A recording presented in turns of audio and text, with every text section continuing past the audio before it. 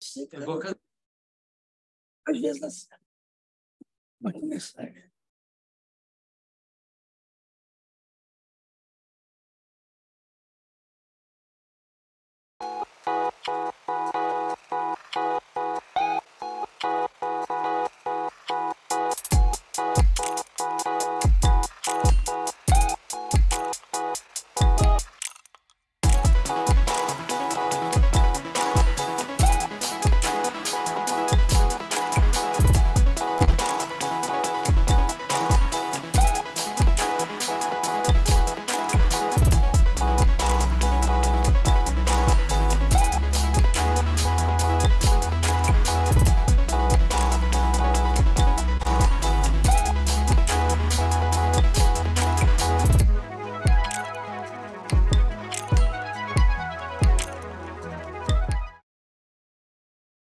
Bom dia, todas as pessoas aqui no nosso auditório, também aquelas que nos acompanham pela plataforma Zoom. Sintam-se todos e todas muito acolhidos nesse evento. Eu quero saudar também a doutora Patrícia Galvão, o doutor Paulo de Bessa Antunes, o Dr. Handel e também o desembargador Dr. Elton Martinez Carvalho Leme, agradecendo muito pela presença e por dividir os seus conhecimentos sobre esse tema tão relevante para a vida de todos nós, que é a justiça climática. Também saudar o meu querido amigo, presidente do Instituto dos Advogados Brasileiros, Dr. Sidney Sanches, com o qual nós temos a honra de ter um convênio com o Instituto dos Advogados Brasileiros. É algo que engrandece qualquer escola judicial. Sabemos que é a instituição mais marcante na história do direito no Brasil, anterior até mesmo à Ordem dos Advogados do Brasil. Então, o Sidney, é uma alegria enorme tê-lo conosco nesse encontro. Saudar também o doutor Nelson, que está aqui conosco, dirigindo a diretoria das comissões do IAB. Muito bem, hoje é um dia de alegria para a Escola da Magistratura do Estado do Rio de Janeiro, porque fazemos um resgate histórico e acadêmico com o Fórum de Direito Ambiental, que foi criado pela saudosa, pranteada desembargadora Maria Colares, como um dos primeiros fóruns de discussões da Escola de Magistratura do Rio de Janeiro, se não o primeiro. Eu me recordo que existiam poucos fóruns, era o Fórum de Direito Ambiental, Fórum de Juízos Cíveis, depois foi criado o Fórum de Direito do Consumidor, que eu até passei a integrar ainda como defensor público, Fórum de Cíveis, e hoje temos aqui nada mais do que 43 fóruns permanentes que praticamente diariamente se reúnem com a comunidade jurídica para discutir temas jurídicos e sociais que interessam a todos. Para que tenham uma ideia, hoje nós temos, pela plataforma Zoom, 490 pessoas inscritas em vários pontos do Brasil. Por vezes eu recebo o relatório, encontro pessoas de Portugal, Espanha, Estados Unidos, participando dos nossos fóruns permanentes, graças a essa tecnologia que, de certa forma, nos foi imposta na pandemia e que nós tiramos esse leite, esse maná da pedra que atravessamos durante a pandemia. E hoje democratizamos o acesso ao conhecimento jurídico, tendo, por exemplo, a aventura de receber aqui na EMERG um dos maiores, se não o maior expoente em matéria de justiça climática do mundo, professor da Universidade de Washington, né? George Washington Law School, para discutir conosco a justiça climática. Conversava com o desembargador Elton, que retorna ao posto de presidente do Fórum de Direito Ambiental, a meu pedido, com muita insistência. Sua Excelência tem muitos afazeres e aceitou esse desafio a meu pedido. Se não existe ninguém nesse tribunal, disse eu a ele, que tenha mais legitimidade para presidir o fórum, porque, além do conhecimento jurídico que tem sobre o tema, que sempre teve, é também um estudioso do ponto de vista da própria biologia, do direito ambiental. É um homem que se preocupa com isso e tem estudado, tendo livros, inclusive, sobre a parte da nossa flora, especialista, se não me engano, em bromélias, não é isso? Tendo descoberto uma espécie. 580 espécies? Eu lembrava de uma. Então, eu acho que isso é o suficiente para nós festejarmos o retorno do desembargador Elton Martinez, a liderança desse fórum tão importante. Hoje nos acompanha pela plataforma Zoom a doutora Dimara Falante, que é também aqui no tribunal uma pesquisadora, uma estudiosa sobre o tema. Se não me engano, ela está na Venezuela e de lá nos acompanha. Que ela receba os nossos abraços e boas-vindas também ao retorno do fórum. Ela que é uma trabalhadora incansável na defesa do meio ambiente ecologicamente sadio, que é o que a nossa Constituição promete ao cidadão brasileiro, e é um programa que até hoje nós não temos cumprido satisfatoriamente. Esse nome que foi dado ao evento, Justiça Climática, pode chamar a atenção, porque é climática, e quando eu fui estudar, imediatamente eu alterei o nome do fórum. Conversei com o desembargador Elton, fórum era Fórum Permanente de Direito Ambiental. E hoje ele é Fórum Permanente de Direito Ambiental e Climático, exatamente pela emergência do tema clima na vida de toda a humanidade. Aquela visão dos anos 60, do direito do homem numa nave, quer dizer, estamos todos numa mesma nave, a nave Terra. E quando se refere a clima, essa perspectiva já antiga, ela se faz assim muito intensa. E o porquê justiça ambiental, porquê justiça climática? Estudos têm mostrado, demonstrado, ratificado, confirmado que as agressões ao meio ambiente, elas se mostram muito mais graves, muito mais duras, muito mais perversas em comunidades periféricas, em comunidades vulneráveis, em minorias. E basta nós observarmos, por exemplo, diante de uma geada, diante de uma inundação decorrente do aquecimento global, por exemplo, quem são as pessoas que mais sofrem com essa inundação? Então, hoje já se fala, já há algum tempo, numa justiça social ambiental, numa justiça social climática. Vários encontros no Brasil, inclusive, eu não quero esvaziar a palestra dos colegas, até porque eu não tenho conhecimento, mas o Brasil é um dos países que tem estudado isso com algum afinco. Eu pude perceber, exatamente porque aqui é um dos países que nós temos a desigualdade social e econômica mais perversa, mais absurda, mais gritante. Então, que tenhamos aí um excelente evento.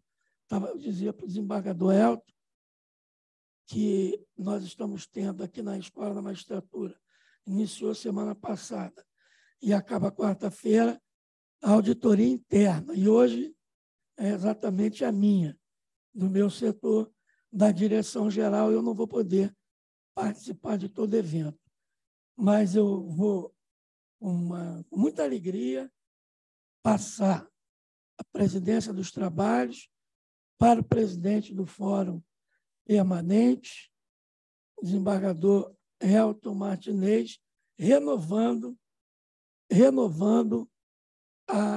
um agradecimento a ele por ter aceito o nosso desafio. Muito obrigado, Marcos.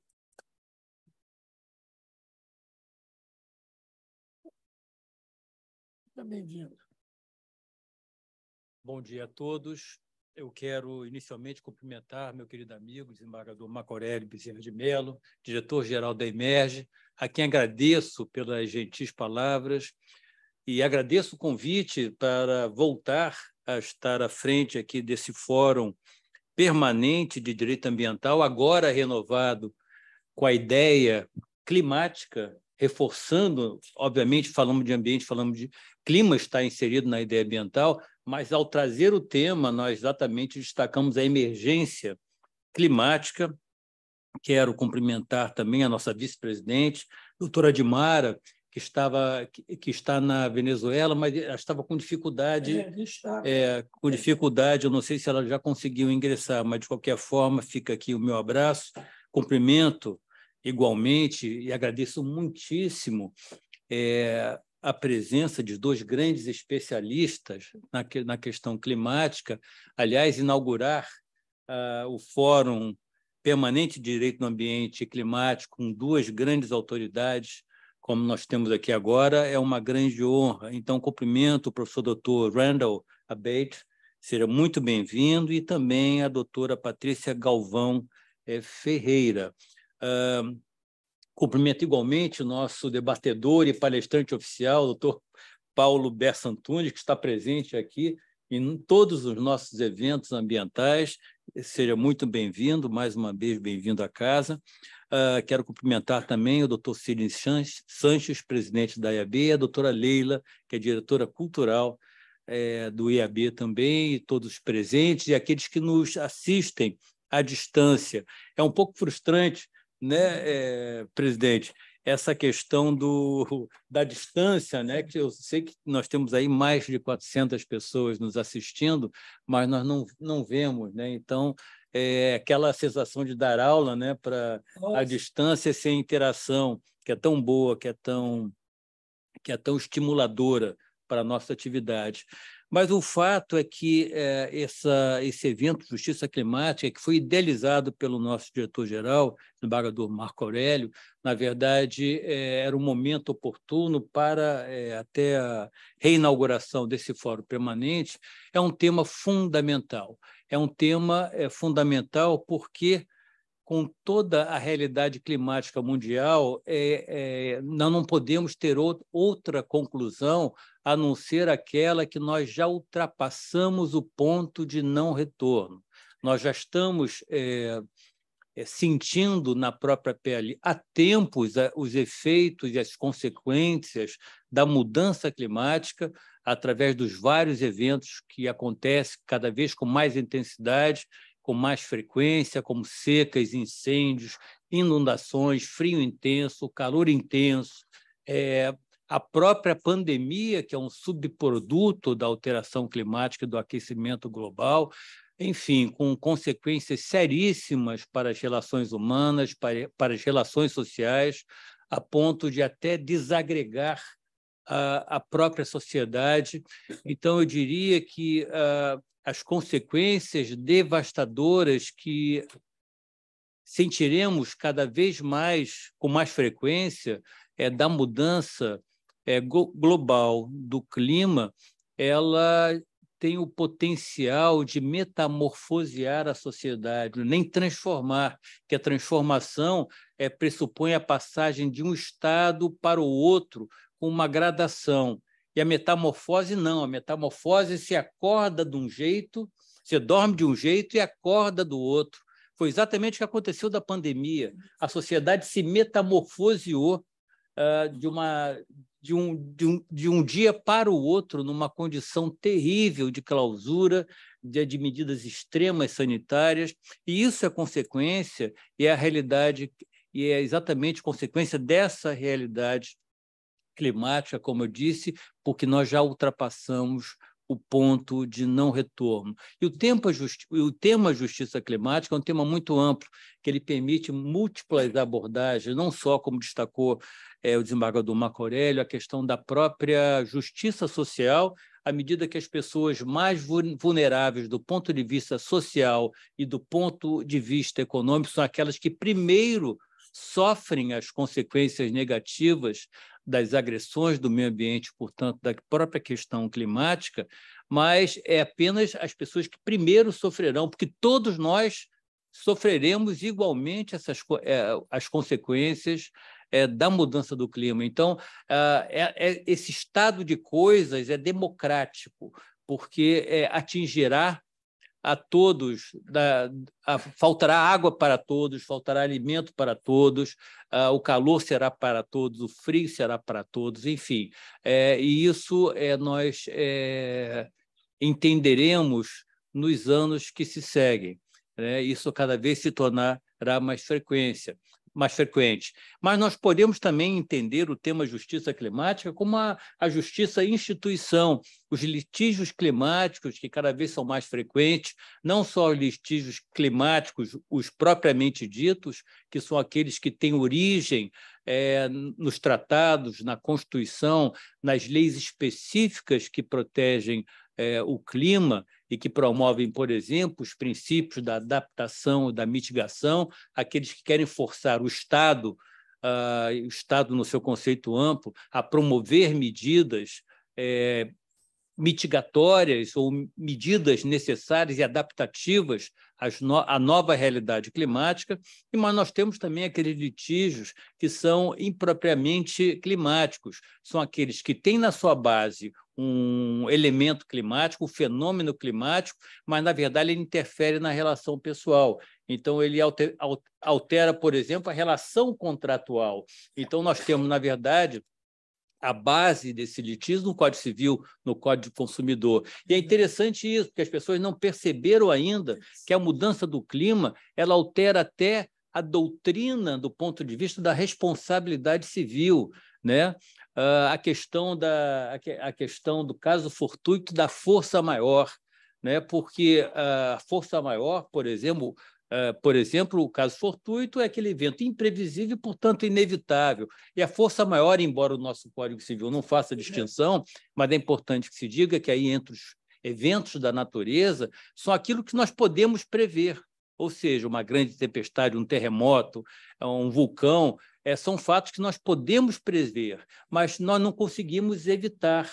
Mas quando nós tratamos isso no ponto de vista climático, porque nós podemos prever, a ciência permite, a tecnologia permite que se preveja as consequências e com grande grau de certeza onde vai acontecer e como vai acontecer, como as previsões que nós temos, meteorológicas, enfim. Na verdade, isso altera a própria ideia de inevitabilidade. Então, conceitualmente, hoje, para nós excluirmos a responsabilidade contratual, a responsabilidade civil, com base na doutrina da grande alteração das circunstâncias, né, nós temos que acrescentar, além da inevitabilidade, né, a questão da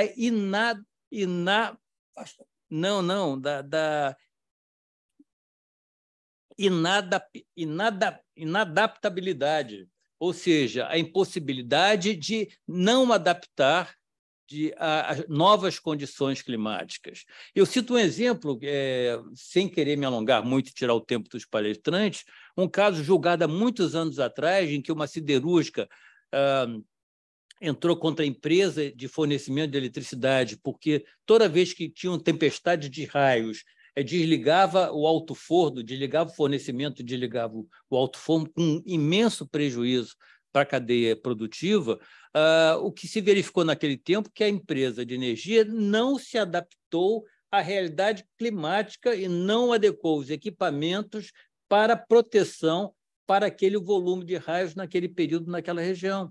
Isso é claro, um exemplo de responsabilidade de adaptar a uma nova realidade climática, como ela não o fez, não conseguiu evitar aquelas consequências e, portanto, ela foi, sim, considerada responsável pelos danos causados, embora tenha alegado ali a força maior para se excluir da sua responsabilidade.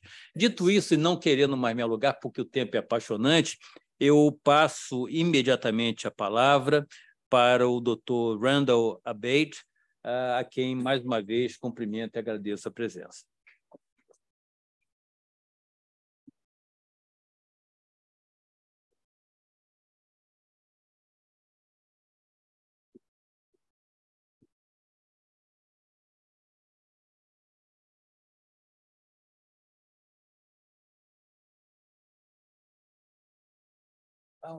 O PowerPoint.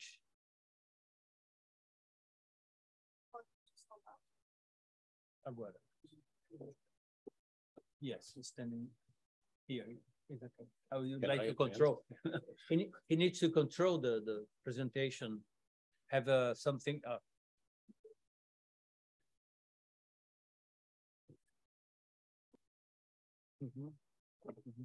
We have translation, simultaneous translation, so in detail, okay? And here's the equipment that can control you.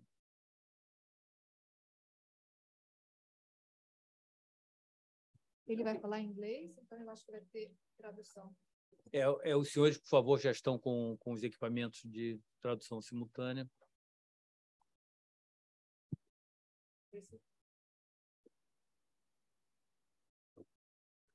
Well, thank you very much. It's an honor and a pleasure to be here on this distinguished panel of jurists and academics, and wonderful to return to Rio. This is my third very brief visit to Rio, this wonderful city, and I'm currently on a climate justice lecture tour with my colleague, Professor Patricia Galvão, and we've visited Salvador and Belém, and we're now here in Rio, and I will continue on to Sao Paulo, and it's hopefully the beginning of a opportunity to build relationships between my university, George Washington University Law School, and my deep gratitude to Professor Paulo de Bessa and UniRio, that I hope to be able to continue relationships between our law schools moving forward.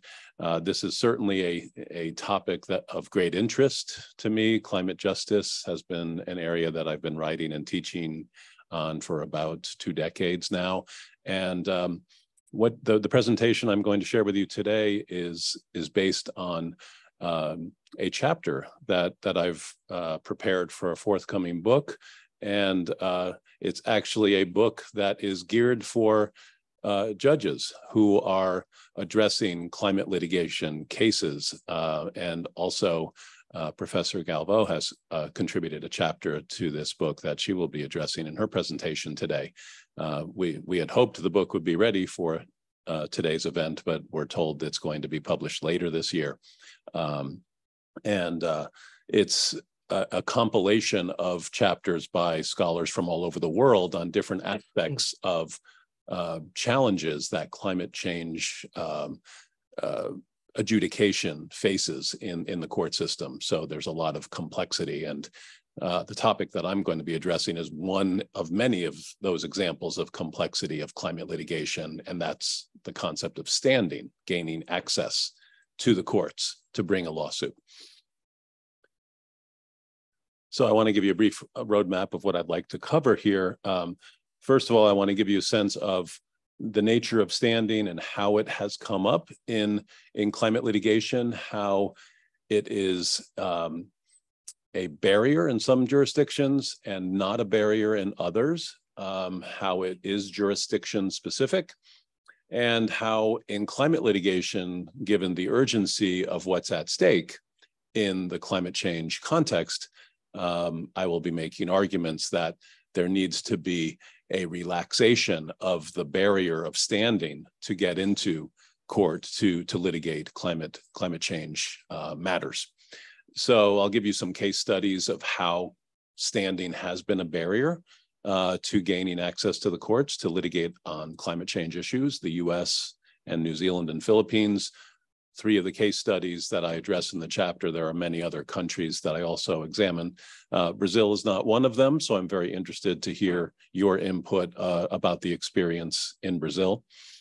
And then I'll make some arguments about how it's very important to think about how relaxing standards for getting into court is important, but it certainly has its limits. It certainly has challenges about how to proceed, what's the best approach country by country. But the overall theme is that standing should not be the barrier that it is worldwide to be able to litigate climate change cases because of how important climate change is as a crisis we all face. So standing is a doctrine that's evaluating who is the proper party to bring a lawsuit in courts. And the late Justice Scalia of the US Supreme Court was famous for many things, but this quote is one of the things he's famous for saying. And that is thinking about the doctrine of standing, what it really means. It's essentially asking you as the litigant, what's it to you? Why are you before the court? What sort of interest do you have? What sort of connection to the alleged wrongdoing and the impact it's causing you? Why do you deserve to be in court to litigate this case? So it certainly serves that gatekeeping role, which is very important in American jurisprudence, that really two important gatekeeping functions. And one is the idea that there are limited judicial resources and the courts do not want to have a problem of too many lawsuits. If everybody brings lawsuits because they're concerned about climate change, there's a concern about what we call opening the floodgates of litigation, too many claims that would be unmanageable for the judiciary to manage. And that's also rooted in our Constitution that I'll mention in a moment, how standing is a very restrictive doctrine in the US because it's grounded in our Constitution to be limited to have the courts be limited to hear genuine cases and controversies. The courts are not supposed to be just a general forum for grievances. The other very important concept that the courts think about in standing is the idea of respecting separation of powers. So we have 3 branches of the government, and the judiciary should only be hearing concrete cases and controversies with proper parties that are before the court, and a concern that's very generalized about climate change as a threat to society is perhaps better addressed by the legislature or the executive branch. All concerns about climate change should not be funneled through the courts is the argument about standing being a gatekeeping mechanism to make sure the courts are not overwhelmed and to ensure the courts are not overstepping their authority in our 3-branch system of government in the US. So, as I mentioned, the cases or controversies language is the foundation in the US for why we have such a strict standing doctrine. And the cases or controversies language has evolved by judicial interpretation to require 3 elements that must be met to bring a case in US courts. Now, of course, this is true for all cases, not just climate change cases. So of these 3 elements, they have caused a great amount of jurisprudence in the courts, that there have been many cases that have been rejected because of a failure to meet one of these 3 elements: injury, causation, redressability. What we're seeing lately is that the 3rd element, redressability, is the most common ground on which to reject a party's standing. Redressability refers to, can the court do something to address your concern? It doesn't have to solve your problem completely, but it has to do something that makes your problem less of a concern. And many cases have been rejected on standing grounds because the court concludes that the concern is not redressable, that it's better addressed by the legislature or the executive branch.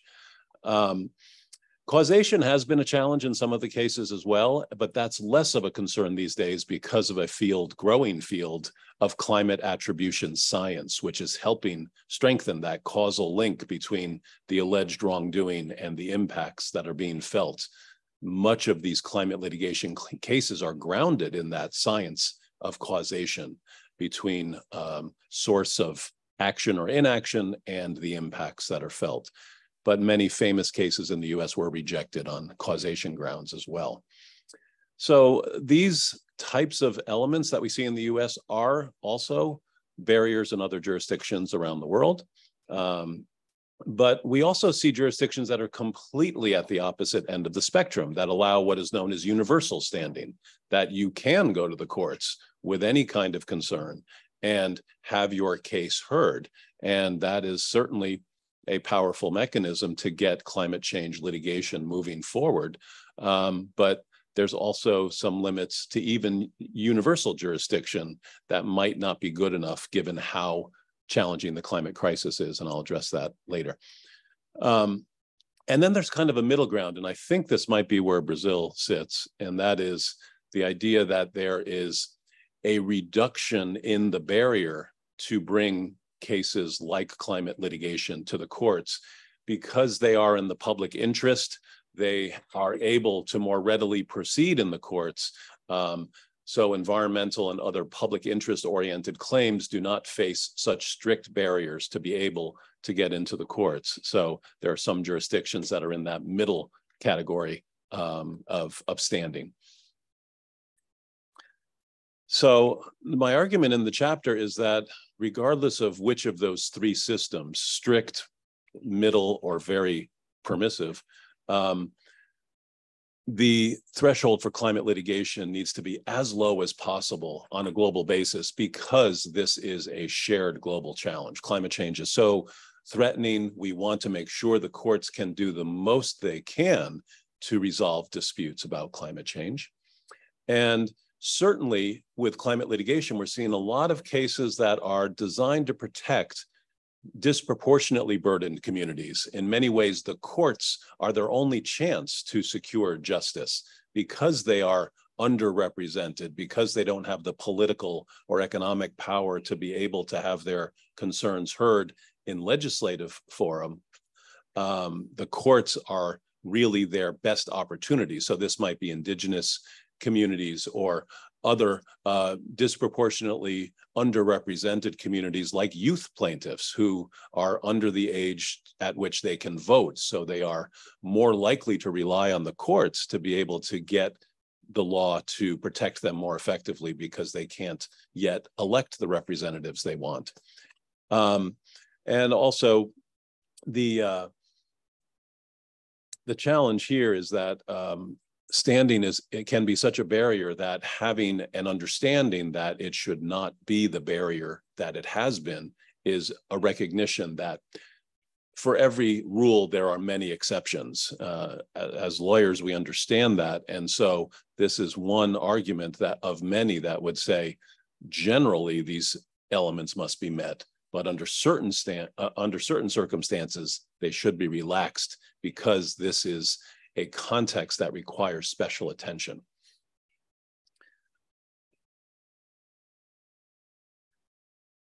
So one area where injury has been a problem, although this has been the element least in contention in climate litigation in the US, is the idea of injury.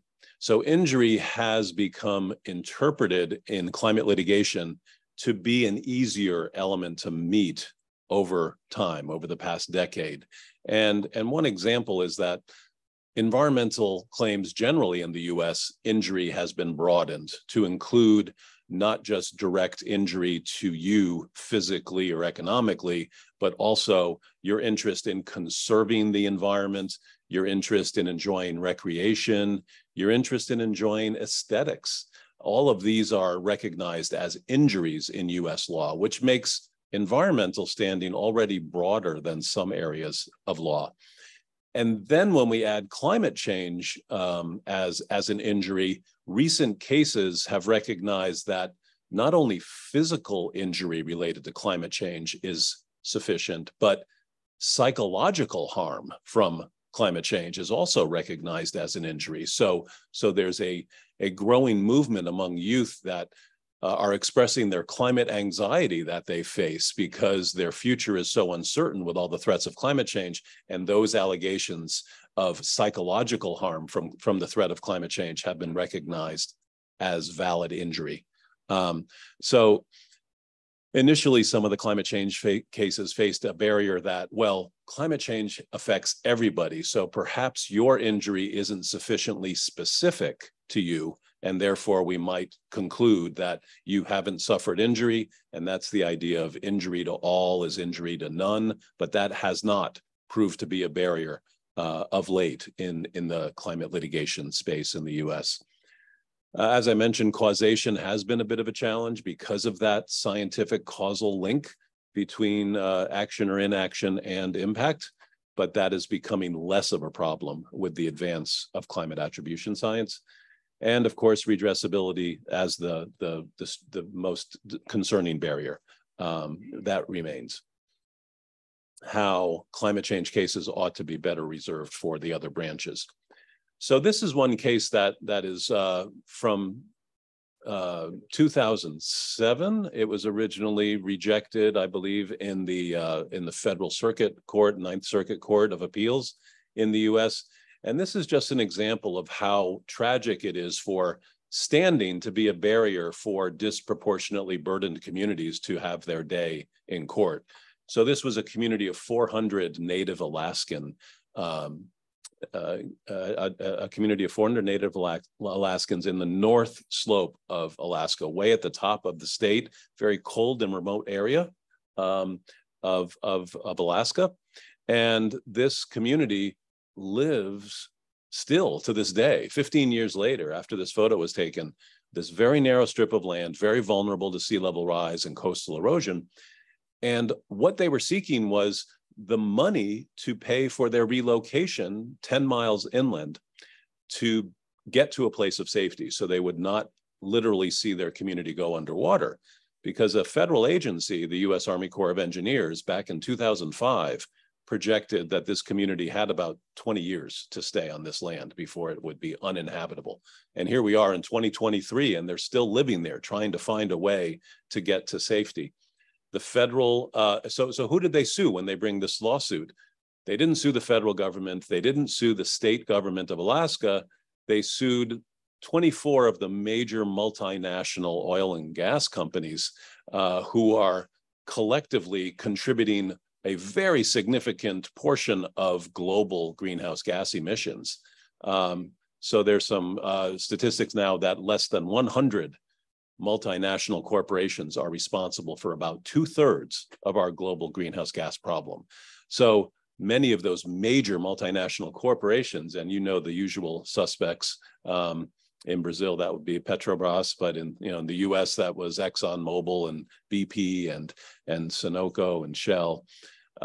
They were sued for that money. And you might think, well, that probably wasn't much money. It's only 400 Native Alaskans, but the projected cost to relocate was $400 million to relocate 400 Native Alaskans 10 miles inland.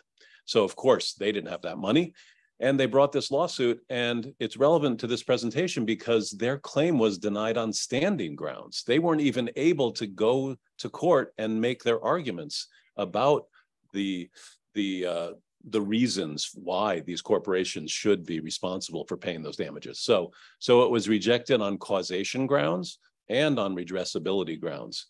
And on causation grounds, you can imagine that the attorneys for the fossil fuel companies point to that coastal erosion way up in northern Alaska and say, there's no way to scientifically connect my client's greenhouse gas emissions and that coastal erosion. And at the time, they were right. That was back in 2006.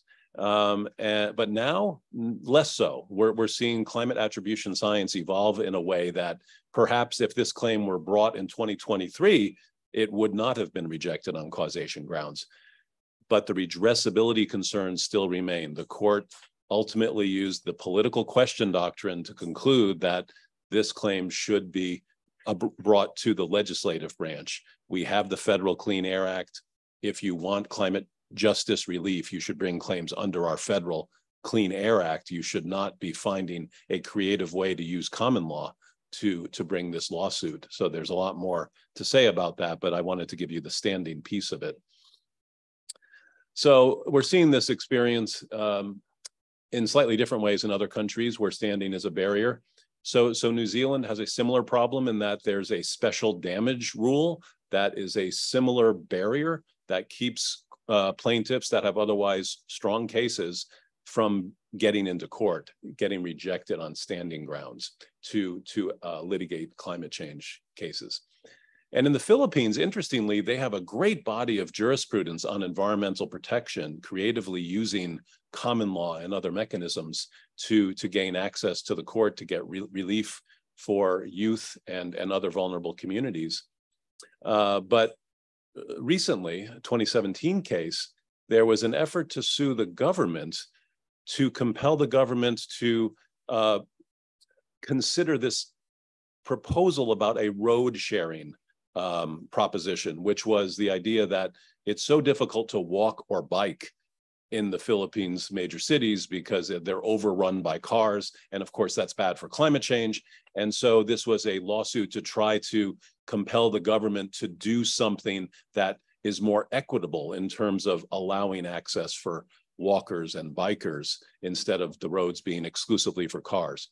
And that case was rejected on standing grounds, which is unfortunate. It wasn't even heard because of meeting that barrier of getting into the courts, which is surprising because, as you'll see in a moment, the Philippines has an exception where standing can be waived in the court's discretion if it's a particularly meritorious issue. The parties can get into court without having to meet standing. So as far as the best practices to learn from here, universal standing certainly seems like the best approach. Why should standing be a barrier at all when these litigants are just trying to save themselves and save the planet? It seems like a strange forum in which to make standing such a difficult barrier. But even universal standing is not perfect, as I'll share in a moment. So there's ways that we can be a little more flexible. Courts can be more flexible, and I'll discuss those. And I also want to share with you, like any good lawyer would, that if we embrace these flexibility strategies, it's not going to cause chaos. It is going to maintain order in the judiciary. So universal standing is very important, but it isn't perfect, because when we think about how many communities on the planet are vulnerable, universal standing, which was true in the Urgenda case, which is a famous climate justice case in the Netherlands, even in that case, which succeeded in compelling the government of the Netherlands to do a better job regulating climate change, the court in that case ultimately rejected standing on behalf of future generations, humans not yet born. The court concluded that even universal standing did not allow the parties to protect future generations. And that's unfortunate, because when we talk about climate change and future generations and how vulnerable they are, it's not just current youth. And that's defined in a variety of ways. Sometimes youth can be as high as 35 years old in some cases. But when we say future generations, typically we mean youth and those yet to be born. And even universal standing has been interpreted to not protect those yet to be born. And we need that level of protection to be effective with interpreting standing for climate litigation. And then there's also the non-human domain. I do a lot of work in this area, and universal standing would not protect the interests of natural resources and wildlife, who are also disproportionately burdened by climate change impacts and don't have a voice in the legal system the way future generations do not have a voice in the legal system. So universal jurisdiction or universal standing can be even more expansive, even though it is quite desirable. So there are a variety of ways of moving forward on this. One would be the reduction of standing threshold, have a climate litigation exception. This is very common in the law. Every rule has many exceptions. Given the climate emergency, a climate litigation exception might be built into a country-by-country approach. In the US, we're very limited in granting exceptions to standing because it is constitutionally required, but we do have what are called jurisprudential considerations. Those are court-imposed requirements on top of those three elements, and those perhaps could be waived in considering standing claims for climate change. And then there are other examples like the Philippines where the court has that opportunity to just waive the standing requirement in its discretion if it's a case that is particularly important. And then there are the other ideas of lowering the threshold if it is in the public interest, as we've seen in some countries. And then there's the climate justice concern that ultimately there's been some developments in the US where sovereign entities are able to bring cases on behalf of their citizens or on behalf of a community, like that case in Alaska. And that should also be allowed in climate litigation cases. The idea of a sovereign entity exercising stewardship of those that are not able to protect themselves. So these flexibility strategies, the first reaction might be, oh, that's going to cause a flood of cases in the courts. And my response to that is, we have a lot of evidence that in jurisdictions that have universal standing, we're not seeing a flood of cases. Cases are expensive, time-consuming to bring. There's always that very selective quality about what cases are ultimately brought into courts. So that is a very important consideration, that offering flexibility is not necessarily going to create crowded courts. We also have safeguards about frivolous litigation. So if we are concerned about too many cases being brought because we just have a whim that we want to protect climate change on some unusual theory, there are built-in protections that say frivolous cases shall not be brought in this judicial system, and so those are in place in all jurisdictions around the world. And then, of course, it's important to remember that granting standing is not granting relief. It's just granting an opportunity to be heard. Winning these cases once they get into court is very, very difficult. So we're not giving away anything. For the courts to grant standing is merely giving that opportunity to be heard. The causation standard at trial is much higher, and many climate litigation cases will lose because that's a high standard to meet. But it's important to get to trial because these plaintiffs want that information to be shared with the public. It's very important about raising publicity and awareness about these burdens that they experience. And even if they don't win a trial, it helps them win in the court of public opinion. And that's why it's very important for these claims not to be rejected on standing grounds at the courthouse door. Getting to trial is incredibly important in protecting these interests of vulnerable communities. And ultimately, this climate litigation is not a solution to the climate crisis. It's just a way to push the other branches, the political branches, to act more effectively on climate change. It's not a substitute for their roles. So that's all I have to share. I'm very interested to hear your questions and comments. Thank you very much for your attention.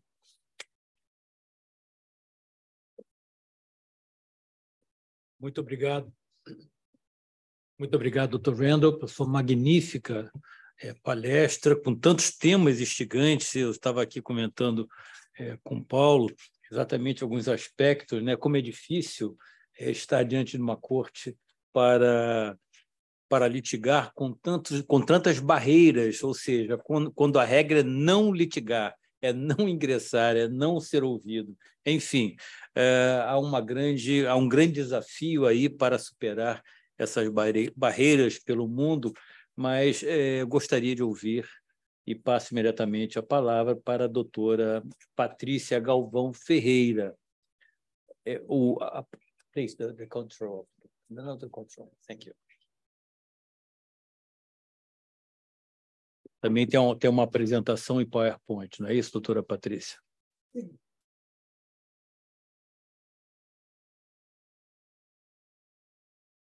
Já está.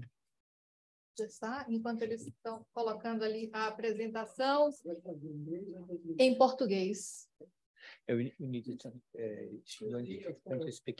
Apesar de ser um pouco de desafio, porque eu tenho trabalhado só em inglês, então se eu vacilar aqui é porque eu estou pensando em inglês e traduzindo para o português, que é a minha língua materna, mas não é a língua que eu tenho pesquisado e ensinado o tema. Não tem inglês tradução? Tem tradução em inglês? Pode colocar? Em primeiro lugar... É o mesmo canal?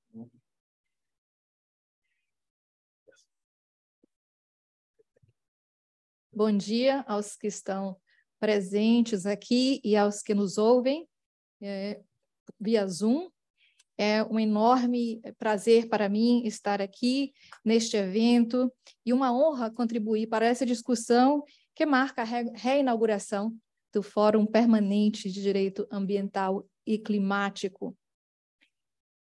Bem, o acirramento de incêndios florestais, das secas, inundações, tormentas, derretimentos sem precedentes das geleiras do Ártico no Ártico e na Antártica, aumento do nível do mar por todo o mundo. Tudo isso nos dá apenas uma amostra de como a trajetória atual e que levará ao aumento da temperatura média bem acima do 1,5 ou 2 graus centígrados, que a ciência julga mais seguros, como esses impactos prometem ser catastróficos se não conseguirmos realmente organizar nossos parlamentos e os nossos governos para que adotem as medidas urgentes necessárias para reduzir as emissões e para implementar medidas de adaptação. E o mais difícil, como já foi colocado aqui pelos desembargadores, eu gostaria, desculpa, de saudar o desembargador Marco Aurélio Bezerra de Mello, que teve que sair, desembargador Elton Martinez Carvalho Leme, por nos receber aqui, a desembargadora Dilmara Schneider, que eu espero possa nos escutar, está nos escutando, meu colega Randall Bate, claro, um agradecimento especial ao professor Paulo de Bessa Antunes pelo convite. Desculpem que na confusão eu esqueci de fazer as saudações, mas eu quero dizer o quão agradecido eu estou por esse convite. Bom, voltando aqui, como foi colocado pelo desembargador Marco Aurélio e desembargador Elton, o mais difícil é que os países e as comunidades que menos contribuíram para as emissões que causam mudanças climáticas já estão sendo e continuarão a ser desproporcionalmente afetados pela inércia dos governos e parlamentos em adotar as leis e políticas públicas que garantam a redução necessária e urgente dos gases de efeito estufa e implementar medidas de adaptação.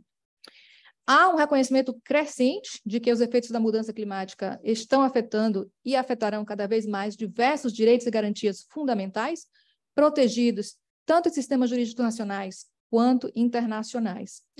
Então, é diante desse cenário que nós vemos os grupos mais afetados buscando alívio em cortes nacionais, parte do fenômeno conhecido como litígio climático e o tópico da discussão aqui hoje, dentro desse tópico maior que é a justiça climática.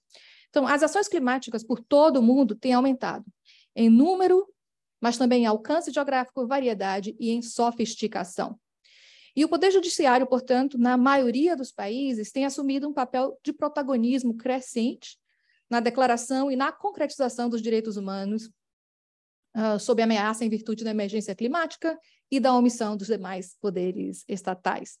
Então, nesse contexto, as cortes estão tendo que enfrentar questões muito difíceis sobre se diversos princípios e doutrinas legais tradicionais poderão permanecer os mesmos ou se eles devem ser transformados para que se possa estabelecer responsabilidade governamental ou de grandes empresas poluidoras por falhas omissivas ou comissivas na adoção de políticas em face dessa crise global da mudança climática.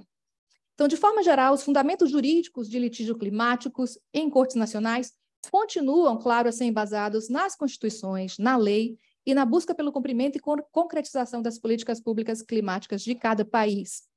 Este direito positivo nacional, sem dúvida, é a fonte primária das obrigações estatais em matéria de clima. E eu vou me concentrar nessa apresentação em responsabilização das obrigações estatais. Dito isso, ao redor do mundo, cortes nacionais têm usado normas e princípios do direito internacional ambiental e climático como referência para interpretar a existência e também para definir o grau de responsabilização de entes públicos e privados em matéria do clima. E eu me refiro à Convenção Quadro das Nações Unidas para a Mudança Climática, o UNFCCC, na sigla em inglês, ao Acordo de Paris, a princípios de direito ambiental como de precaução, do poluidor-pagador, etc. Nessa contribuição hoje, eu vou apresentar para vocês em primeiríssima mão, porque como o professor Randall colocou, o livro ainda não foi publicado, mas eu vou apresentar em primeiríssima mão os resultados iniciais dessa pesquisa que eu estou conduzindo para esse grupo de trabalho de direito climático da Academia de Direito Ambiental, da IUCN, sobre como diversas cortes nacionais passaram a invocar o princípio de responsabilidades comuns, porém diferenciadas, como parte desse arcabouço jurídico para declarar responsabilidade estatal, seja para preencher lacunas de governança onde não existe uma política climática abrangente ou uma legislação, ou seja para implementar leis e políticas climáticas já existentes.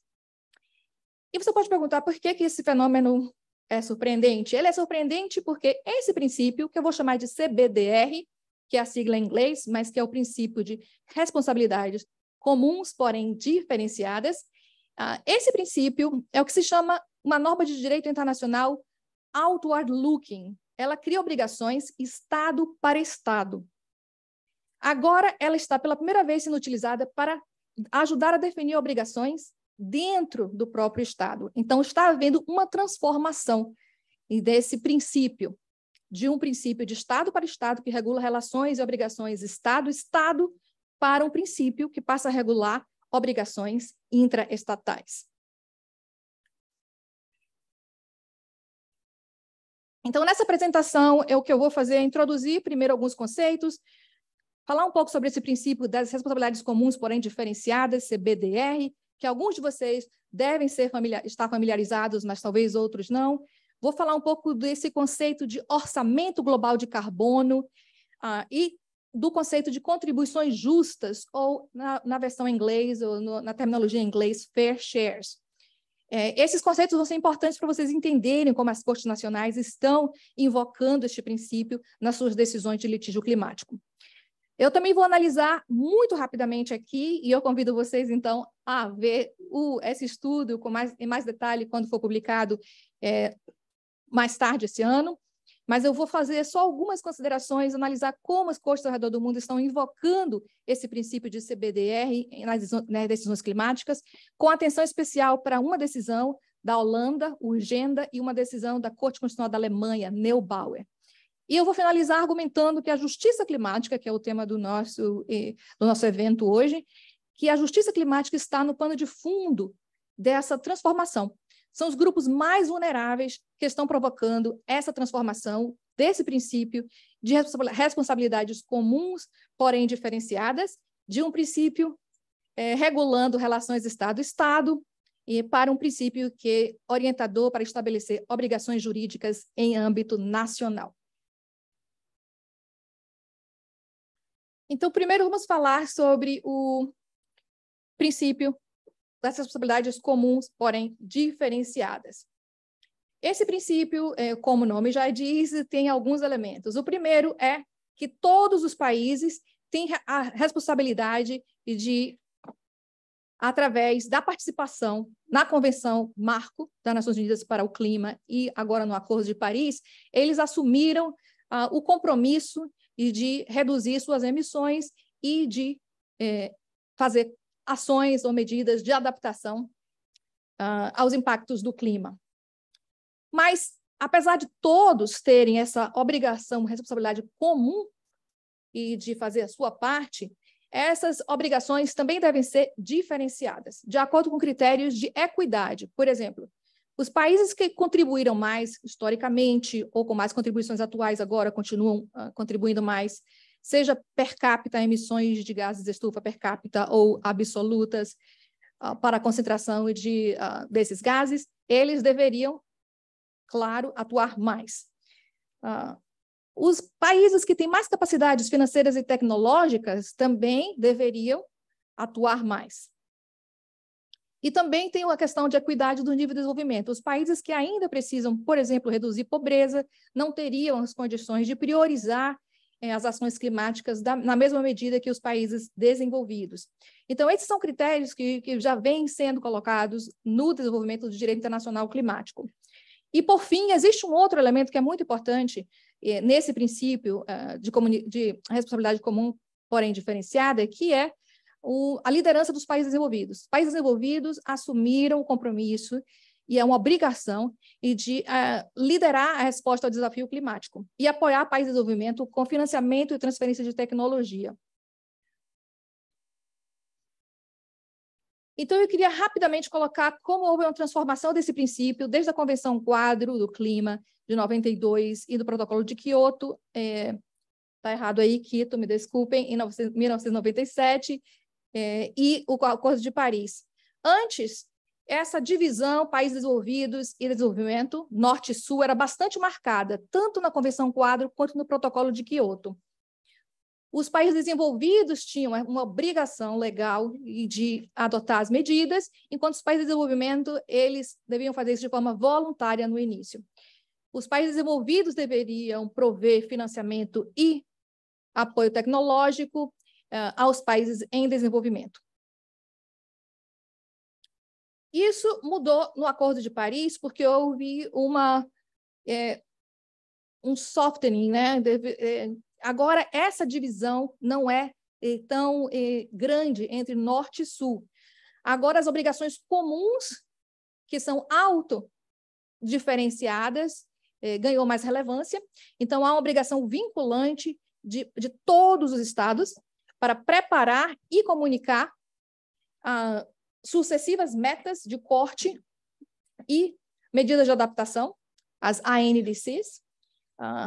Essas metas em si não são vinculantes. O que é vinculante é a obrigação de preparar e comunicar essas metas, mas cumprir as metas em si, os estados decidiram que não seria vinculante.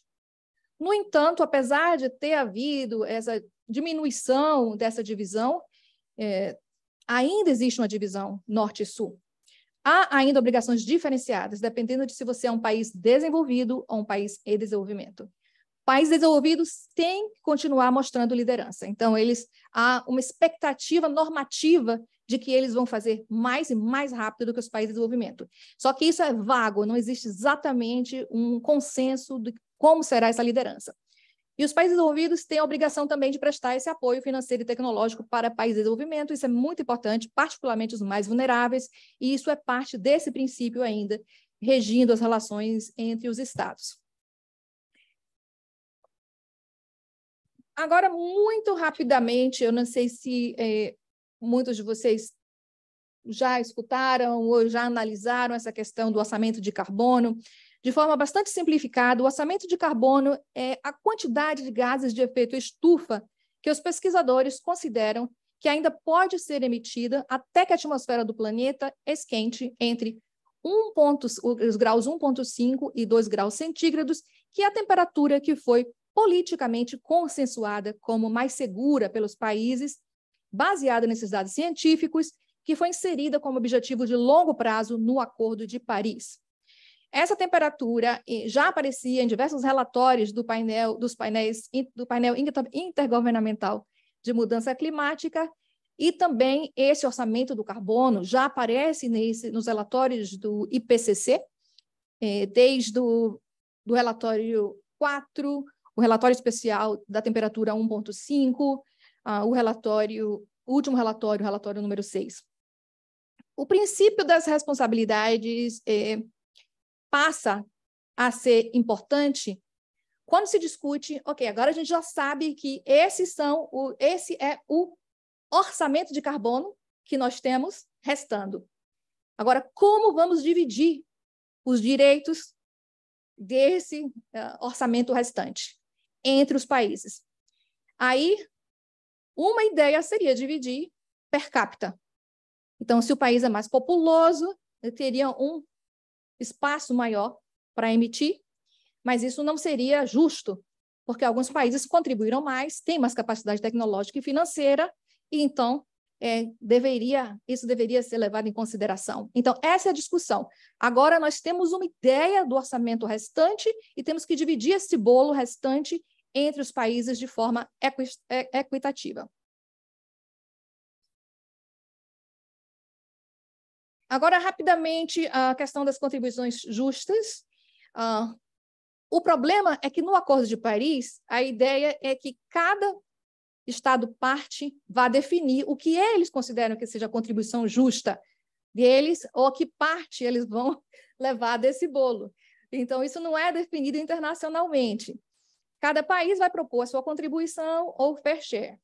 E ainda não existe, então, um acordo sobre quais critérios exatamente vão constituir esse fair share, além do entendimento, claro, de que deverá refletir esse princípio.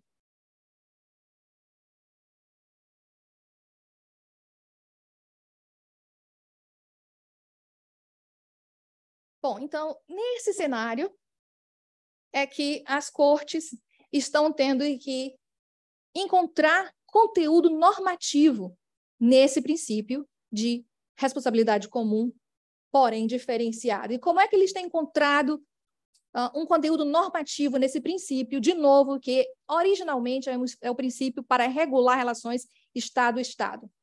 O que as cortes têm colocado, e muitas cortes já viram isso, já estão invocando esse princípio, é que os Estados têm o dever de cuidado de proteger seus cidadãos contra os riscos e os impactos das mudanças climáticas.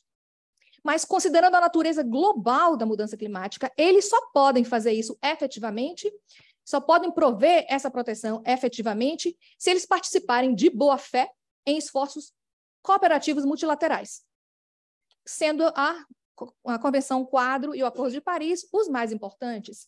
Então, essa participação de boa-fé, segundo as cortes, exige que cada Estado obrigatoriamente faça a sua parte. Então, apesar dos Estados terem decidido que não seria vinculante, que as obrigações deles seriam voluntárias e que só a comunicação, a preparação e a comunicação seriam vinculantes, algumas cortes nacionais estão colocando, não. Na verdade, porque existe esse princípio, e eles aceitaram esse princípio politicamente, e porque eles só podem proteger os cidadãos dentro desse marco de cooperação multilateral, isso passa a ser uma exigência, uma obrigação. Eles estão encontrando conteúdo normativo. De novo, eles encontram conteúdo normativo usando esse princípio para interpretar regras do ordenamento jurídico. Sem as regras existentes no ordenamento constitucional ou estatutário doméstico, eles não poderiam, mas eles usam essa norma para ajudar a interpretar os princípios ou a normativa nacional. Eu vou dar alguns exemplos, muito brevemente. A Corte de Haia, o caso que o professor Randall colocou.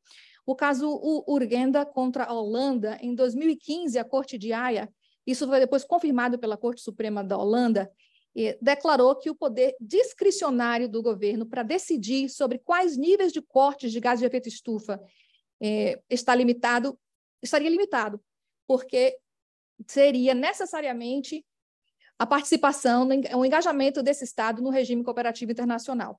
Então, apesar do Estado alegar que era uma questão política, como o professor Randall colocou, e que eles têm a discrição de estabelecer qual é a contribuição justa, a Corte de Haia disse, na verdade, existe uma limitação dessa discrição, dessa discricionariedade do Estado, porque ele tem que respeitar os princípios e a normativa internacional, já que ele só pode proteger os cidadãos holandeses dentro desse marco de cooperação multilateral. Foi muito similar à decisão da Corte Constitucional alemã, no caso Neubauer. A Corte colocou muito claramente que a natureza global das mudanças climáticas compele o Estado a engajar em atividades de cooperação internacional para responder à mudança climática. O Estado alemão, então, teria uma obrigação constitucional de adotar os passos para proteger seus cidadãos contra os riscos do clima, mas esses passos teriam que ser com a ajuda do envolvimento internacional.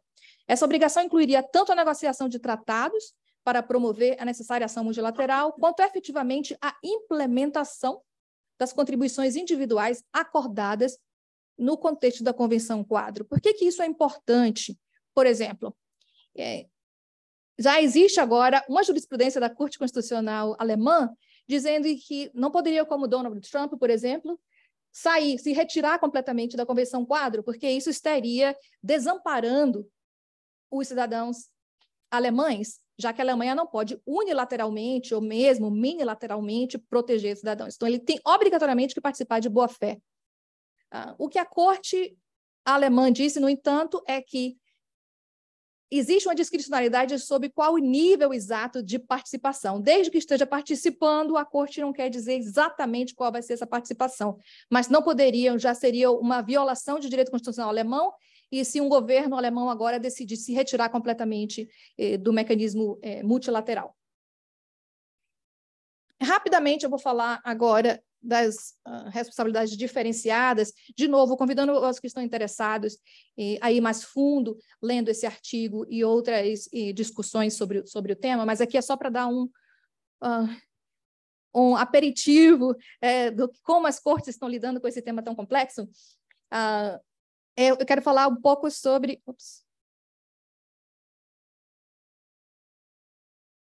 como as cortes estão lidando agora com a questão da parte diferenciada. Eu falei da responsabilidade comum, mas quando se trata da relação da parte da diferenciada, no caso Urgenda, o que a Corte colocou foi que as contribuições justas, né? Eu acho que está faltando um aqui. Usou essa ideia, esse conceito de contribuições justas. E quais os critérios de equidade que o governo holandês deveria respeitar como parte da participação de boa-fé nesse mecanismo multilateral. Deveria utilizar contribuição para emissões de gases de efeito estufa, capacidade e estado de desenvolvimento. Mas a Corte holandesa também utilizou esse conceito de que a Holanda, por ser um país desenvolvido, teria que fazer um aporte maior do que os países em desenvolvimento. Na verdade, as cortes estão divididas nesse tema. Algumas cortes estão considerando, cortes de países desenvolvidos, essa obrigação dos países desenvolvidos de liderar, e outras estão apenas considerando que deve haver uma diferenciação. No caso da Corte de Haia, por exemplo, a Corte citou o orçamento residual de carbono, citou a necessidade da Holanda de fazer a sua parte, mas qual parte? A Corte de Haia, confirmada pela Suprema Corte depois, colocou que, pelos termos da Convenção Quadro, como país desenvolvido, a Holanda se comprometeu a adotar medidas de corte de redução de emissão mais do que proporcionais, tendo em vista a distribuição justa entre países desenvolvidos e países em desenvolvimento. Você vê que no caso eu já estou quase finalizando, no caso do Tribunal Constitucional alemão, no caso Neubauer, foi um pouco diferente. A Corte Constitucional mencionou alguns dados que a Alemanha é um país desenvolvido e que a Alemanha tem emissões históricas que são desproporcionais, mas aí citou que as emissões da China e de outros países emergentes estão aumentando, e afirmou que a discricionariedade do Estado, apesar de estar circunscrita pelos princípios e normas de direito internacional, incluindo o CBDR, esse princípio, seria preciso manter a confiança, porque precisa manter a confiança no processo multilateral. A Corte falou que ainda havia uma discricionariedade do Estado para decidir qual seria a contribuição justa. Então, ainda deu esse espaço para o Estado. E, na verdade, o Estado alemão havia determinado que a contribuição justa seria per capita. Então, não levou em consideração essas contribuições históricas e a capacidade maior da Alemanha financeira. Então, isso foi bastante questionado nessa decisão. Bom, de novo, aqui é só para dar uma ideia, tem muitos casos na França, na Bélgica, e até mesmo agora fora da Europa. A Austrália já menciona esse princípio, e o Canadá. Então, vocês podem ler isso na publicação que vai vir um pouco mais para frente esse ano. O que eu queria agora falar muito rapidamente, e aí vem um pouco a minha face, o meu chapéu de acadêmica, por quê? Por que as cortes estão domesticando esse princípio de equidade do direito internacional ambiental?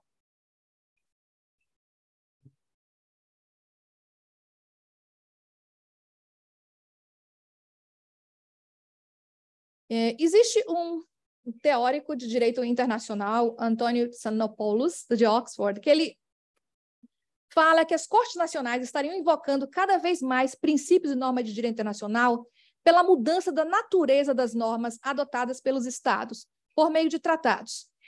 Então, por exemplo, essas normas que seriam outward-looking, estado para estado, estariam sendo transformadas em inward-looking, obrigando o Estado a adotar certas ações no âmbito doméstico. Pense nos direitos humanos, no Sistema Internacional de Direitos Humanos. Então, para ele e outros que aderem a essa teoria, isso estaria acontecendo porque os Estados estariam aceitando ou provocando. Mas eu acho que isso não explica, na verdade, e esse é o meu argumento nessa pesquisa, a minha conclusão dessa pesquisa, isso não explica, na verdade, exatamente por que este princípio de contribuições comuns, porém diferenciadas, está sendo transformado de Estado para obrigações internas. Eu vejo, na verdade, a justiça climática, que é o tópico do nosso evento aqui, como pano de fundo para essa transformação. Porque quando você analisa bem, não foram os Estados que mudaram a natureza desse princípio. Que está acontecendo, não foram foram as cortes nacionais e não os estados. Os estados continuam considerando esse princípio como regulando obrigações Estado para Estado. São as cortes nacionais que estão provocando essa transformação. E as cortes não estão transformando a natureza desse princípio de direito internacional motu próprio ou de ofício. Eles estão transformando porque eles estão respondendo aos argumentos jurídicos inovadores de grupos que se encontram desproporcionalmente vulneráveis à mudança climática, muitas vezes jovens e indígenas. Por isso, no pano de fundo, eu argumento, existe essa questão de justiça climática. E só para terminar, por que isso é relevante? Qual é a relevância desse tema? Para mim, existem alguns pontos que eu gostaria de destacar como relevantes. Primeiro, que as cortes vão continuar a ser instadas a repensar conceitos jurídicos e precisam se posicionar. E para responder a essas demandas, envolvendo não só esse princípio do CBDR, mas outros conceitos tradicionais que, com certeza, vão sofrer transformações semelhantes. Outro ponto que eu gostaria de destacar é que essa jurisprudência emergente ilustra como movimentos de justiça climática transnacionais podem provocar a evolução de conceitos tradicionais de direito internacional, a revelia da intenção dos próprios Estados. Isso levanta questões importantes de divisão de poderes, até onde vai, por exemplo, a legitimidade de cortes e juízes que não foram eleitos para decidir questões bastante complexas, ultrapassando, muitas vezes, os parlamentos. Quais seriam os possíveis efeitos indesejados? Todo mundo, eu, pelo menos, sou preocupada com a justiça climática, mas existe a necessidade de pensar também nos possíveis efeitos indesejados desse movimento em futuras negociações do clima. Pode provocar um chilling effect nas negociações, pode ser que os estados agora sejam mais, vamos ter certeza de que a gente não vai deixar que as cortes desempenhem esse papel e comecem a nivelar por baixo os padrões de direito internacional ambiental e climático. Então, essas são considerações que eu acho importantes, que são levantadas, e por que é importante você tentar compreender melhor essa dinâmica do que está acontecendo com esse princípio de direito internacional. Bom, eu acho que, dito isso, realmente é uma coisa bastante nova, não foi ainda muito discutida, E eu acredito que as cortes brasileiras, se não foram ainda, com certeza serão instadas a enfrentar essa questão. E se algum de vocês, por isso eu estava tão feliz de participar desse evento, porque eu sei que a audiência da Emerge conta com as maiores mentes nessa área de litígio climático e justiça climática e direito ambiental no Brasil. Então, eu adoraria escutar se isso é um tema que já está sendo discutido aqui, e escutar também, responder a qualquer pergunta que vocês tenham. E o meu contato eu coloquei ali para aqueles que queiram discutir um pouco mais esse tema a fundo. Muito obrigada. Muito obrigado. Muito obrigado, doutora Patrícia, pela sua instigante palestra, são tantos temas novos. Como eu disse aqui na abertura, a mudança do clima ela implica na alteração de novos conceitos, dos conceitos clássicos, porque eles não dão conta mais das necessidades para regular as relações interpessoais, as relações entre os Estados. Isso é muito interessante ver como isso evolui e se evolui com a rapidez necessária que nós precisamos. Agora, um ponto muito interessante que eu vi ali na sua pesquisa, eu estou fazendo considerações muito breves, porque eu tenho que passar a presidência para o nosso debatedor, não só a palavra, mas a presidência dos trabalhos ao doutor Paulo Bessa, porque eu preciso me ausentar, mas a questão da legitimidade dos juízes, né? Que essa é uma questão conceitual interessante, porque, na verdade, o juiz no Brasil ele não é eleito, mas qual é a legitimidade dele? Ele decorre do poder constituinte originário, foram os deputados constituintes, né, que estabeleceram as regras de seleção, não só dos servidores públicos, mas também da própria magistratura. A legitimidade não decorre desse voto direto, como nós entendemos, mas sim daquele voto concedido ao deputado constituinte originário que estabeleceu a regra de seleção da magistratura nacional. Essa questão é muito interessante. Mas, saindo do debate e passando a palavra ao doutor Paulo Bessa Antunes, eu agradeço muito e peço desculpa de ter que me ausentar, quando a parte fica mais interessante, quando é possível debater temas tão interessantes. Obrigado. Muito obrigado. Peço desculpa. Thank you very much.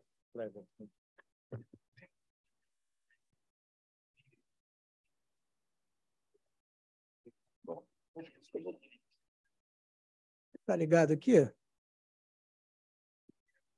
Alô? Tá. Tá. Bom, eu gostaria de agradecer o convite, na verdade, a parceria entre a Emerge, a Unirio e o IAB para a realização desse debate, dessa discussão tão interessante. E o tema aqui foi muito amplo, né? Eu vou tentar começar aqui com o que o professor Randall falou, depois tentar pegar um pouquinho aqui que a professora Patrícia mencionou, procurar fazer uma mistura. Eu quero dizer que eu achei muito curiosa a menção do professor Randall, a famosa frase do capitão Renault, em Casablanca, né? Prendam os suspeitos de sempre. Acho que foi uma boa lembrança. E também vou colocar aqui a frase final do filme Casablanca, dizer, esse é o início de uma bela amizade. Então, acho que a gente vai conseguir fazer aqui avançar muito nessa discussão. Mas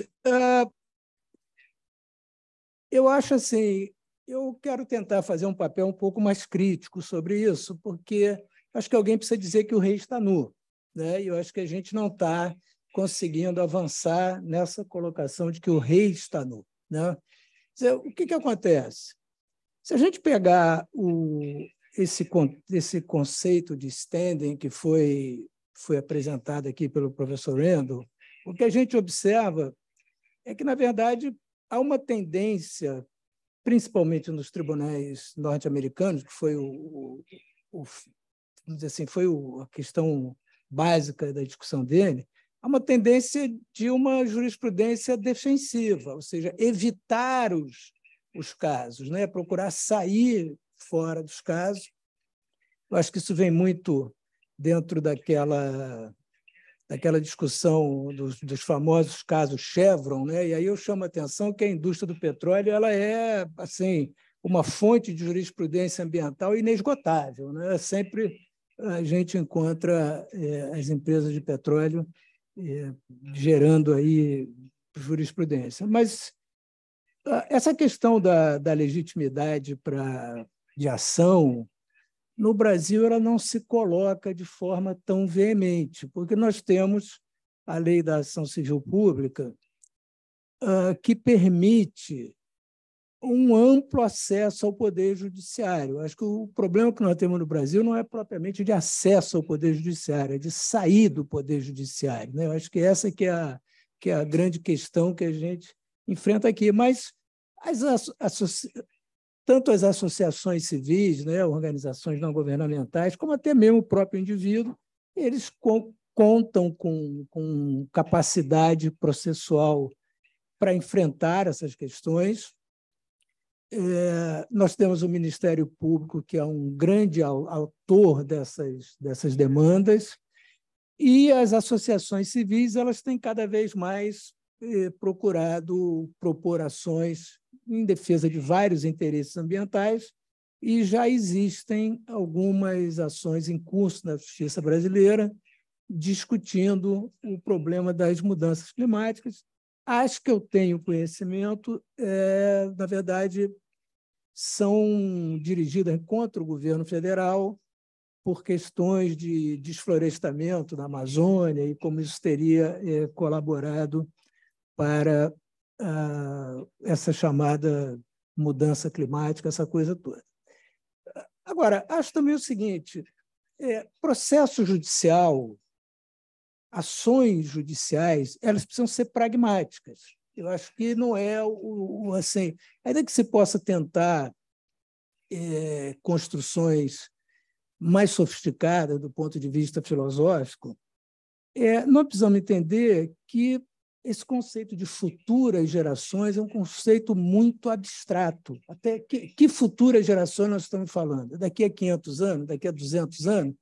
Eu acho que um conceito mais concreto para a gente discutir essa questão do futuro são as gerações que hoje existem, porque, na verdade, há uma contemporaneidade de diversas gerações, né? Nós temos pessoas de 90 anos e temos pessoas que nasceram hoje, né? Então, do ponto de vista da operacionalidade judicial, a mim me parece que um conceito intrageracional talvez seja mais forte para mostrar essas questões que o professor Randall trouxe aqui, porque nós não podemos, quando se trata de um conceito de uma ação judicial, nós temos que ser o mais concreto possível, inclusive no que foi apresentado aqui com o conceito de injury. Como demonstrar essa injury? Então, me parece que, trabalhando com esse conceito de que agora está nascendo uma criança em qualquer lugar do mundo, eu acho que esse talvez seja um conceito mais operacional para ações judiciais. Me parece que disputas judiciais elas precisam ser muito pragmáticas com relação ao que elas buscam. Eu acho que e aí é importante que a gente, assim, eu consegui ao longo da minha vida profissional caminhar sobre duas pernas, né? Porque eu realizei uma carreira acadêmica, mas também realizei uma carreira de muito litígio judicial, tanto no Ministério Público como até numa advocacia privada. Então, para mim, é mais fácil transitar entre esses dois mundos, mas é importante ter essa visão.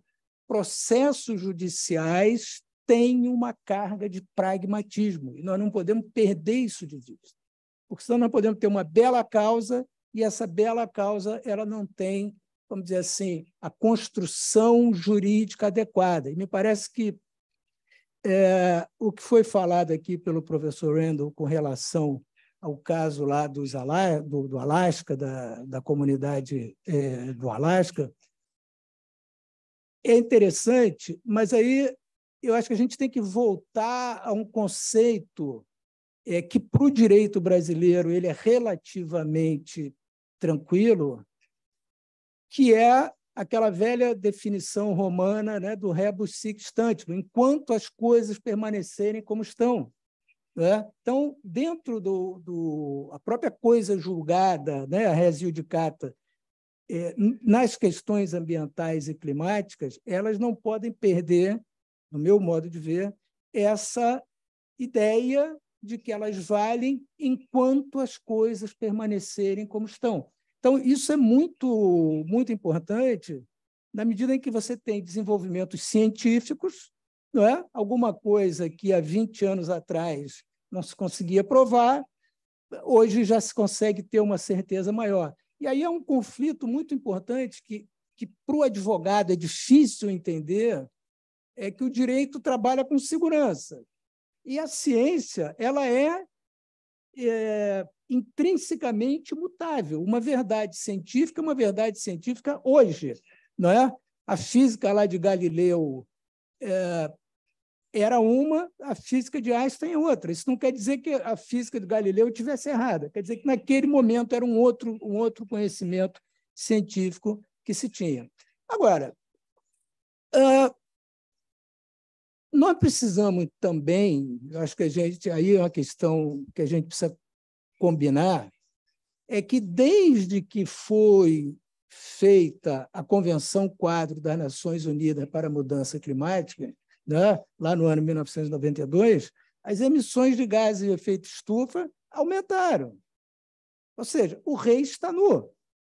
Então, nós precisamos começar a discutir essa questão de uma maneira mais concreta, porque toda a discussão que tem em torno disso, a impressão que se tem é que essas convenções funcionam perfeitamente, está tudo muito, muito correto, agora vamos fazer um ajuste aqui, outro ajuste ali, mas o fato objetivo é que essas emissões aumentaram, a situação toda aumentou. Então, há que se colocar a seguinte questão: até que ponto quem assinou, quem participa desses acordos, de fato está preocupado em resolver o problema?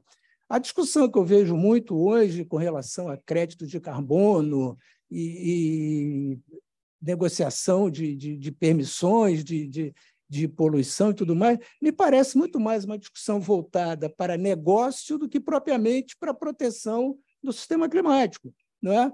E aí eu acho que cabe a nós, nessa posição de estudiosos desse assunto, dizer, o rei está nu, porque alguém precisa dizer isso, alguém precisa mostrar que nós estamos numa discussão que, na prática, ela tem pouco efeito concreto. Né? O fato objetivo é esse, e aí algumas questões também surgem disso, que é o seguinte: a proteção contra a mudança climática é caro. Né? Se a gente pegar o exemplo da Holanda, foi falado aqui do caso que foi julgado na Holanda, a Holanda é um país que está debaixo do mar, sempre foi um país debaixo do mar. Quanto é que custa para a Holanda se manter debaixo do mar? Não é? E Bangladesh também é um país que está debaixo do mar. Só que Bangladesh não consegue, ela não tem capacidade financeira para se manter debaixo do mar. Essa é uma discussão que nós não podemos deixar de ter. Não é? Eu acho que esse é um ponto importante. O que foi... É claro que tem um problema que emissões feitas no passado eram emissões legais, eram emissões autorizadas e tal, então você tem dificuldade jurídica de condenar essas pessoas. Agora, a continuidade dessas emissões, o efeito que ela tem, é algo que a gente precisa discutir, e esses processos, de alguma maneira, eles estão levantando essa discussão. Não é? Acho que o que a professora Patrícia falou com relação à internacionalização do direito, a internalização do direito internacional é interessante no seguinte ponto: quando os países assinam um acordo ambiental multilateral, isso tem que ter algum valor, não é? Isso tem que ter algum significado. Se esse acordo internacional ele foi incorporado ao direito interno, no regime jurídico brasileiro, ele é uma norma de direito interno também, não é?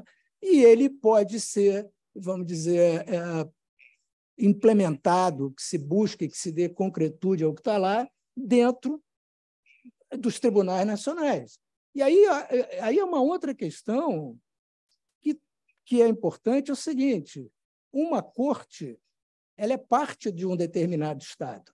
Então, uma decisão de uma corte é a decisão de um Estado, né? A gente não pode perder de vista essa situação, e me parece que nós vivemos um momento que, assim, no meu ponto de vista, é muito assemelhado lá ao século XII ou século XIII na Europa, quando houve uma europeização do direito romano através daqueles comentários dos glosadores e outros que, mais ou menos, unificaram, a partir de uma base, o direito a ser aplicado na Europa, sobretudo para relações comerciais. O que nós estamos vendo hoje é alguma coisa parecida numa escala maior. Há uma reprodução de normas de proteção ao meio ambiente, de normas de proteção ao clima internacionais, não é? Nós já vemos com uma certa frequência cortes nacionais citando precedentes de cortes de outros países com mais frequência nos tribunais de common law, não é? Nos casos, por exemplo, de terras indígenas, é muito comum ver um tribunal canadense citando uma decisão da Austrália e vice-versa o contrário. Então, me parece que isso a gente precisa ter em vista, né, dentro dessa discussão, e era um pouco o que eu tinha que falar aqui, e achei muito interessante a palestra dos dois. Nós temos 10 minutos aqui para encerrar, e passaram aqui essa função de presidência, que o doutor Marco Aurélio me assegurou que não é exercício legal de função pública. Então, se alguém tiver alguma pergunta, por favor, senão nós vamos encerrar o debate.